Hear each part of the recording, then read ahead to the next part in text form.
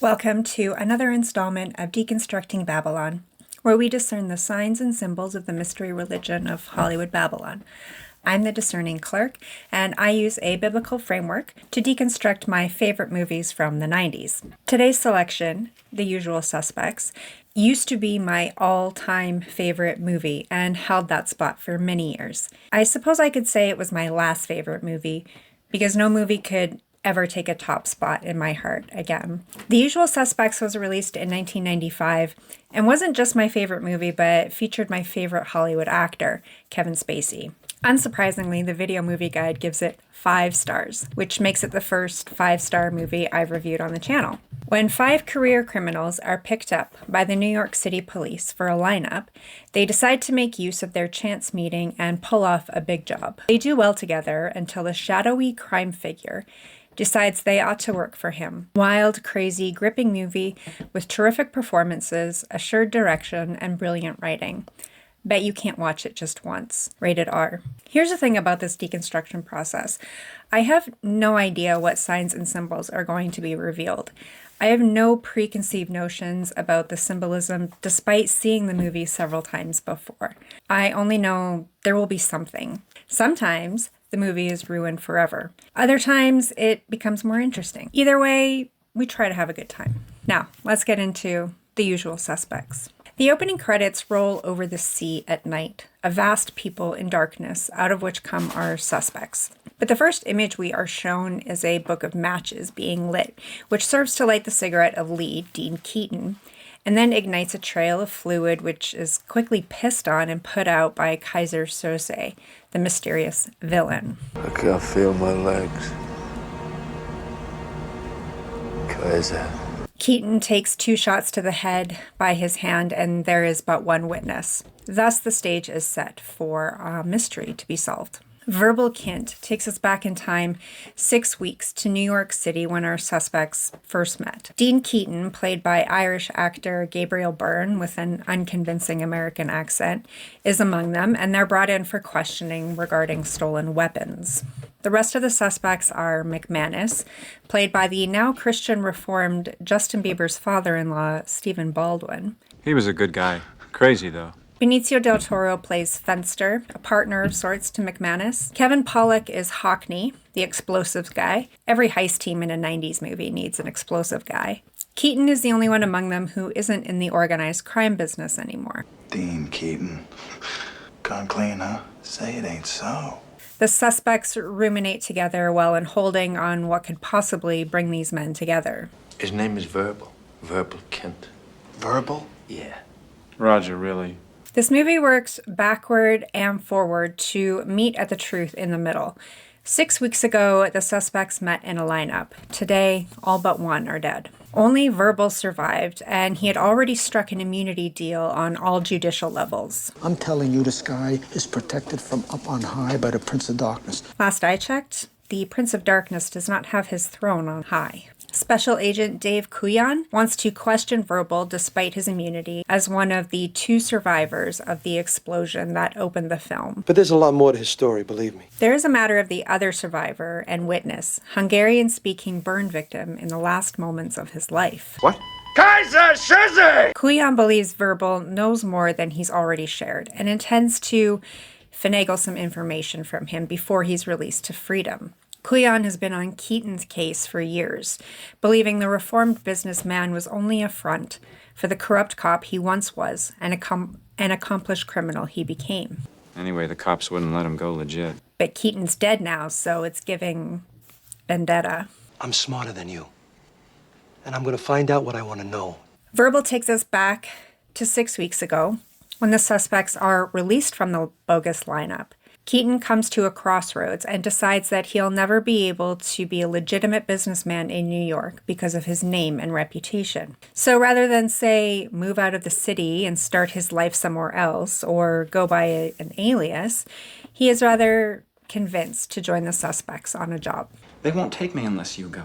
Remember, this is Verbal's statement to Agent Kuyan. All these other men are dead. So the job in question rather kills 2 birds with 1 stone.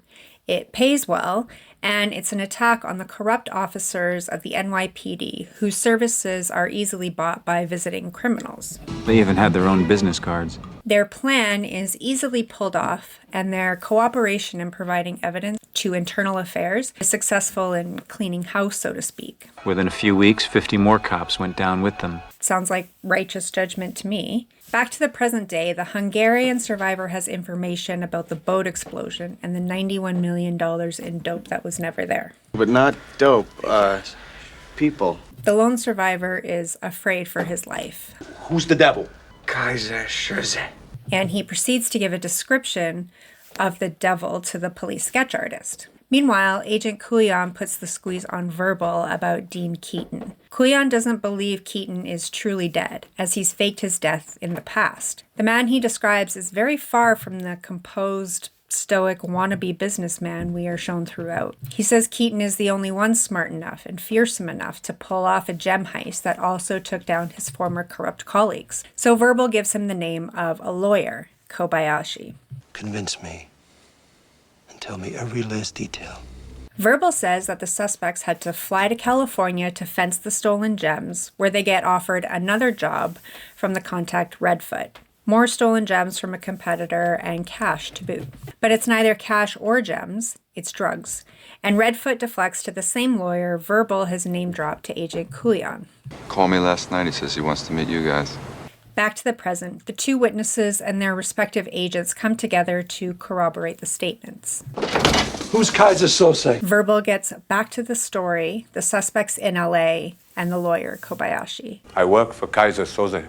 The lawyer tells each of them how they are unknowingly indebted to Keyser Söze, and so are compelled to complete his very dangerous job. Plus, we get the delightful bonus of learning who was responsible for the truck hijacking that brought the suspects together. Gun parts which were said to be destroyed by the state of New York. Keyser Söze doesn't just have debts over these men. He knows their entire lives. I got my whole life in here, everything I've ever done since I was 18. It reminds me of the Samaritan woman at the well who, after meeting Jesus, testifies of his authority as the Messiah by saying, "Come meet a man who told me everything I ever did," when he just told her about her sin. There is no Keyser Söze. Keyser Söze is like a myth, a ghost. Verbal tells a tragic story of a Turkish patriarch who was forced to commit unspeakable violence against his own family and then turns his wrath on the wrongdoers and their generations. Well, I believe in God. And the only thing that scares me is Keyser Söze. So Kuyan thinks this is the thing that Verbal left out of his statement to the DA. "It wasn't me, Mr. District Attorney. It was the boogeyman." The Hungarian continues with his description, and Verbal continues with his story, explaining that Fenster is the first of the suspects to test the seriousness of Keyser Söze and paid with his life. Rather than turn and run, the suspects want revenge for their fallen comrade, and Verbal explains they plan to kill Kobayashi in order to get it. Kill away, Mr. McManus. Kobayashi isn't afraid of these men. He's only afraid to disobey Keyser Söze, even in the smallest measure. The suspects are all fearsome men who don't seem to fear death themselves, but they have loved ones who are threatened. They must carry out the plan to explode the boat, which is where the movie started. Bada boom, bada bing bang boom. Hockney finds a bunch of cash in a van, but is betrayed by one of their own when he's shot in the back. Then the action and gunfire continue when we finally learn the real target of the attack on the boat, an informant being sold for his testimony about, I'm telling you, it's Keyser Söze! The surviving suspects realize that they aren't there for drugs at all, and McManus is stabbed in the back. Another one betrayed. Strangest thing. Verbal describes Keaton taking his betrayal bullet to the back, but lives long enough to see his killer face to face. But Keaton... It was Keyser Söze, Agent Kuyan. I mean, the devil himself. And now we're back at the beginning. We know how we got here, but we don't know where it's going. Keaton was Keyser Söze. No. Agent Kuyan is so convinced in his own mind that Dean Keaton is the mysterious mastermind that it elicits emotional agreement from Verbal. I believe he's dead. Oh, Christ. And once Verbal walks away, Kuyan waits for the police sketch to come and confirm what he believes about Keyser Söze. Work for Keyser Söze. Convince me. Roger Verbal Kint played us all. My guess is you'll never hear from him again. The very last image we are shown is his face, reminding us of what we'll never see again. I thought this movie would take me longer to deconstruct, and I'm frankly surprised about the symbolism I found. The number 5 is the number of grace. It specifically speaks to the 5 books of the Bible written by Moses called the Pentateuch, or Torah. It was the law of Yahweh spoken through the pre-incarnate Messiah written down by Moses. And I believe the 5 usual suspects represent the Torah. They don't each embody a book in and of themselves. Keaton isn't Genesis, for example, but just the symbolism of the number. They rather turn out to be enemies of the villain, and they are each betrayed by him in death. The Gospel, according to John, begins much the same as Genesis. In the beginning was the Word, and the Word was with God, and the Word was God. And the Word became flesh and dwelt among us. The Word is Jesus.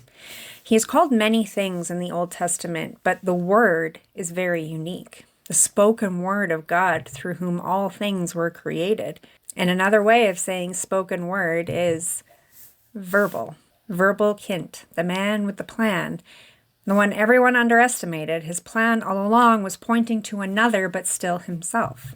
Keyser Söze. Despite the spelling, I believe the name points to an emperor of salvation. Kaiser is a German title for an emperor, and it's derived from Caesar, leader of the Roman Empire historically. Söze points me to the Greek word sozo, which means saved and set free. He is most definitely an image of the returning Messiah, as he is portrayed as a fierce man who comes to vanquish his enemies. And for those who are not found in him, it is a fearsome and terrible day. Keyser Söze's representative is a lawyer who seems to symbolize Old Testament prophets in Babylon storytelling. These were the arbiters of God's law and bringers of God's word.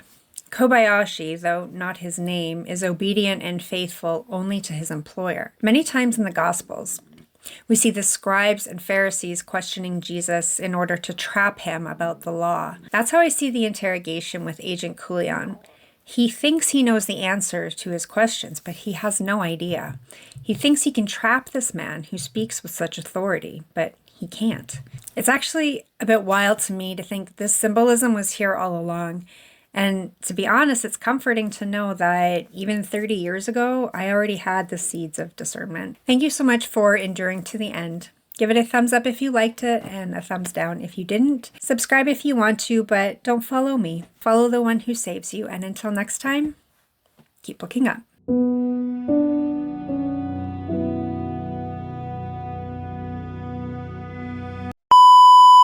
People say I talk too much.